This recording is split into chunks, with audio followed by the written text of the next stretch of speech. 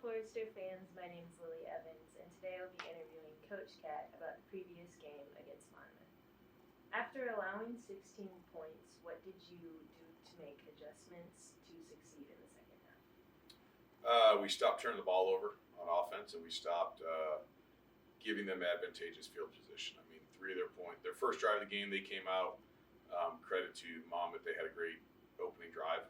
I think we could have played a little more solid on defense with that, but we had a couple of mistakes, and we fixed those up pretty quickly. Their second 3 points came off of a interception that they returned into the red zone. Our defense actually stopped them from scoring a touchdown and forcing the field goal. So that's kind of a win in terms of the defense. And then right before half, you get a field goal blocked. If you don't get the field goal blocked, they're not in position, with under a minute and a half to go in the half, to even take that shot. But having that critical special teams error, and then followed up by, they had a play in the end zone that worked for them. So it was, we really weren't giving up yards. We weren't giving up, chunk plays or anything like that. Where we were really struggling though was field position, other than that first offensive drive that they had. And I thought that our defense, really the whole game, the 16 points, they got to it, but they had to work for everything that they got, and they got a couple of fortuitous. They made the plays. I shouldn't say fortuitous. They made the plays on the special teams play to get the block, and then on the interception, they just they got it back into good field position. Offensively, was there anything that you thought you should have seen during this game? Yeah, we did not execute at a very high level. There were opportunities to sustain drives that we did not take advantage of. I think both of our quarterbacks that played in the game, when watching film with us on Monday, could very clearly see it. They couldn't see it maybe as clearly in the game. It wasn't like it was a new defense from Monmouth or anything like that. It was just they didn't see it as cleanly as it was in the game. And there were some underneath throwing lanes and some underneath opportunities that we just didn't hit on. And I think that if we would have got a couple of those, especially early on, and it started from the first play of the game and went on to the entire game, that if we take advantage of those situations, our offensive production goes differently. The flow of the game goes differently in the first half in particular. And even in the second half, it wasn't like we were letting the world on fire in the second half. So it's just a matter of taking some of the underneath routes and not getting greedy on the deep passes. And I think that would have changed some of the outcomes.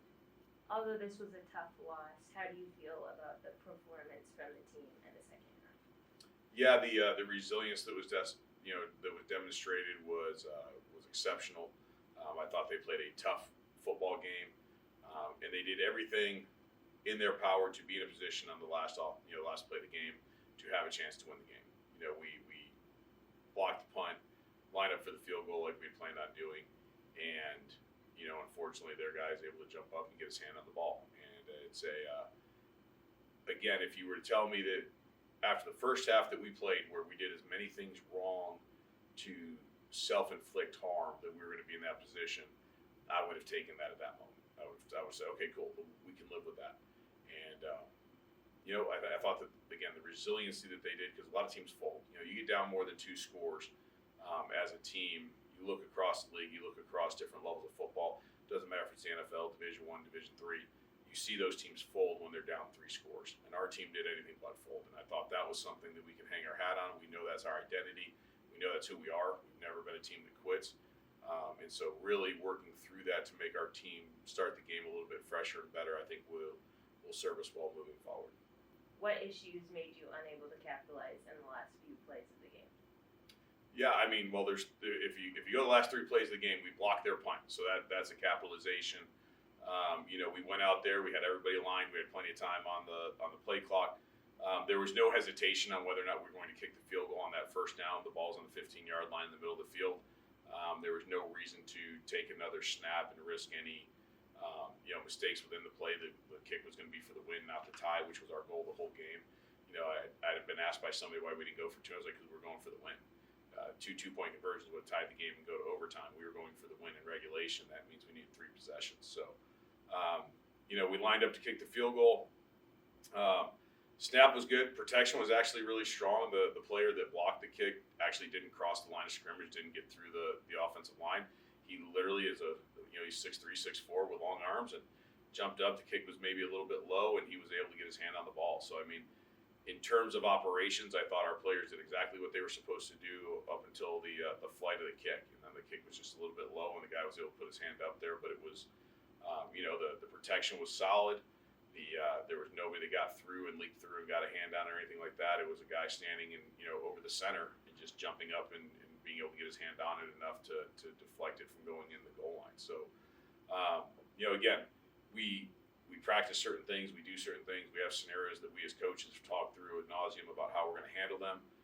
In a situation like that where you do have no timeouts left with 24 seconds and you've got a chance to kick it, you take the first down kick, because if there's a bad snap or something like that, or a penalty or a running clock, you're able to re-snap it on second down and spike it and then snap it again. And so for us, the decision was easy, but the execution by their guy to just jump up and hit the ball was a great individual effort. And that's one of those things that I think is you have to reward a guy. I mean, Tevin, their number 74, who we've known for the last 4 years, a very athletic guy, and it wasn't like he ran through the line and was able to get that way. So blocking, you can't go downfield and block a guy. So it's just there's really nothing we can do to stop his jumping.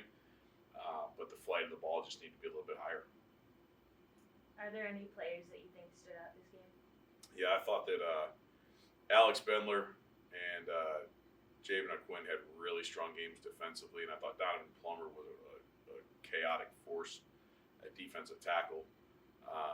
I thought that Darion Miller had a great game. Had the interception, but he was a pass